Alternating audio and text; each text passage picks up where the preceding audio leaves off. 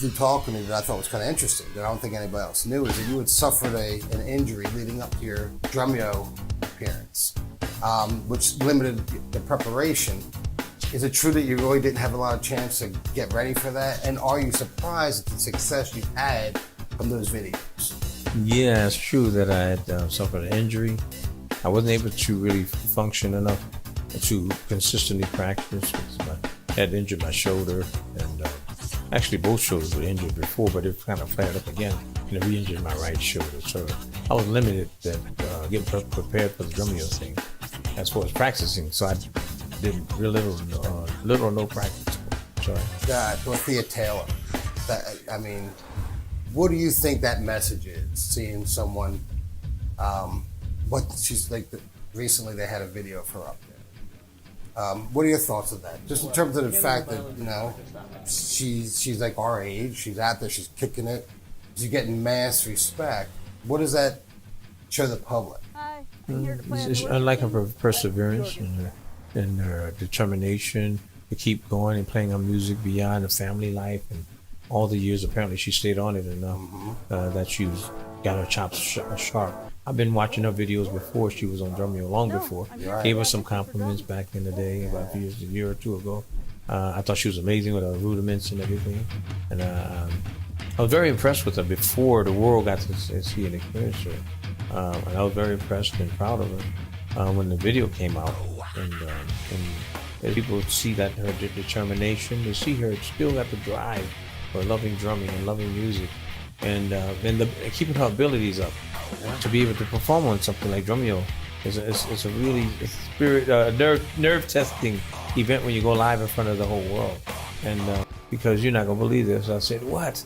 And he said, Michael came to me and he told me, he asked me could we build a riser for you, because I was sitting on the floor, my drums on the floor on this particular design of stage, because they didn't want anything to obscure the view of this arc ramp in the movie. You can see an arc ramp that goes behind my drums and the music and the band down below. They want nothing to go above that horizon. So Michael came to me and told me that, asked me could I build a riser for you, to sit upon your drums upon and get you higher above everybody. And he said, you know why you want to do that? I said, no, why you want to do that? Because I said, normally I do have a riser.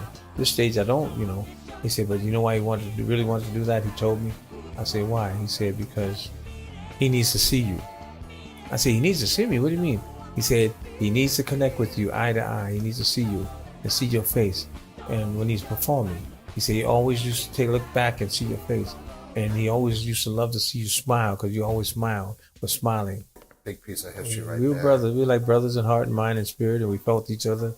And like I said, we were like a chemistry set. We fed off each other. And that's one of the reflective moments and the reasons why. That I didn't know that's the reason why he wanted to be elevated. I didn't know he fed off of me like that, I just know we just love to look at each other, smile, and I'd feel the energy from him. He'd feel any positive energy from me. And I just thought it was a friendship of a family-ship relationship that we had. But he said it was a purpose. He said it gave him energy when he saw my smile. And I thought that was a wonderful thing. I just lit up like a Christmas tree inside. And it was a wonderful thing to hear. Yeah, a wonderful thing to hear. And especially after we lost him. Right. Now, he told me that before he passed away, but I held that very close to heart after we lost him, that I didn't even know he thought about me that way. He felt me that deeply. I learned how to, my soul taught me how to approach rhythms and grooves, and I taught my soul how to feel and interpret them by practicing and redoing and trying different methods of the same thing. And my soul's learning me, I'm learning my soul.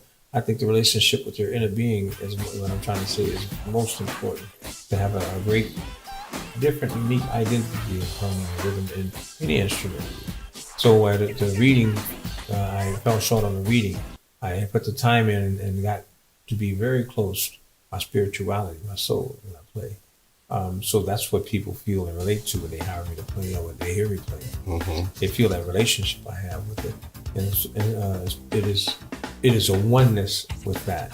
All right, well, here I am with Jonathan Moffett, drumming superstar, as we all know.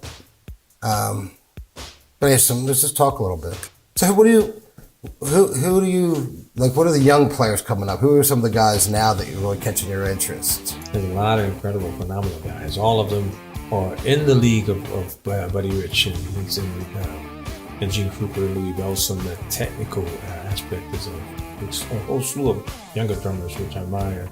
And you mentioned Eric Moore. He's a very good friend of mine. I admire him greatly. You know, I knew long years before he was going to be great. I went to Don and asked him and mentioned about Eric Moore way before he came to prominence. Oh, really? I told him, I said, you need to check this guy out. You have to sign him. He's a beast. At the time, they weren't signing, but eventually they turned around and they recognized this guy's stepped up his talent and signed him. You know, the same thing with Thomas Pridgeon. You know, I walked with him and his grandmother, and I've been with him. And this little kid, he's tiny, 4 years old, 5 years old, and you hear him, and he's just full of information, just killing it. And people thought he was Billy Cobham, or Dennis Chambers. And he was 4 or 5 years old. I used to love walking with him. He was a little boy, and I knew that he was going to rule when he gets up to age.